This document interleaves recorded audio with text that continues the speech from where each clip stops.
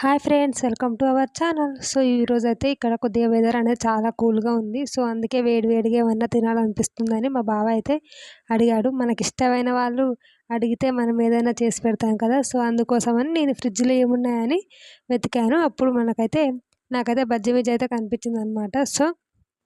So వాటితోటి ఇప్పుడు మనమైతే మిరపకాయ బజ్జీలు అయితే చేయబోతున్నాము. ముందుగా నేనైతే మిరపకాయలని ఇట్లా మధ్యలోకి సన్నగా కట్ చేసి పెట్టేసుకున్నాను.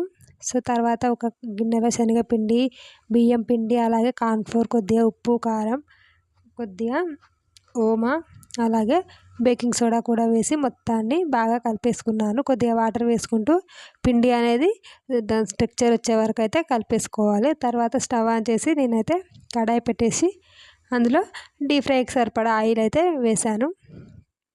సో ఆయిల్ అనేది హీట్ అయిన తర్వాత బజ్జీలు వేస్తేనే చాలా పర్ఫెక్ట్గా ఈ బజ్జీ అనేది ఉడుకుతుంది. సో చూడండి, ఇలా మనం మిర్చి బజ్జీని అయితే వేసేసాను. కొందరికి మిర్చి బజ్జీ వేయడం ఇలా రాకపోతే ఒక గ్లాస్లో మనం కలిపి పెట్టేసుకున్న పిండి ఉంది కదా. సో ఆ పిండిని ఆ గ్లాస్లో వేసి ఆ మిర్చి అనేది అందులో డిప్ చేసి వేస్తే కూడా మిర్చి బజ్జీ అనేది పర్ఫెక్ట్గా అవుతుంది. సో మనం ఇష్టమైన వాళ్ళు మనకి ఏదైనా అడిగితే అది చేసి పెడితే చాలా సాటిస్ఫై అవుతాం కదా. సో చూడండి, నా మిర్చి బజ్జీ అయితే చాలా పర్ఫెక్ట్గా వచ్చాయన్నమాట. సో ఇలానే అన్ని మిర్చీలను కూడా నేనైతే ఫ్రై చేసేసుకున్నాను.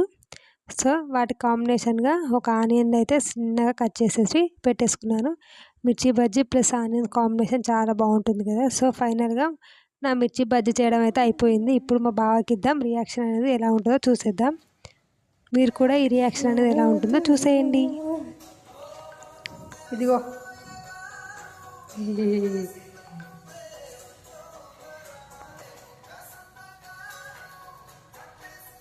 వాళ్ళు ఇచ్చే ఒక్క మాట, అలా వాళ్ళు ఇచ్చే ఒక్క ఎక్స్ప్రెషన్ చాలు మనం చేసిన ఈ పని మొత్తాన్ని అయితే హాయిగా మర్చిపోతాము. సో వీడియో నచ్చితే లైక్, షేర్ అండ్ సబ్స్క్రైబ్ చేయడం మాత్రం మర్చిపోకండి.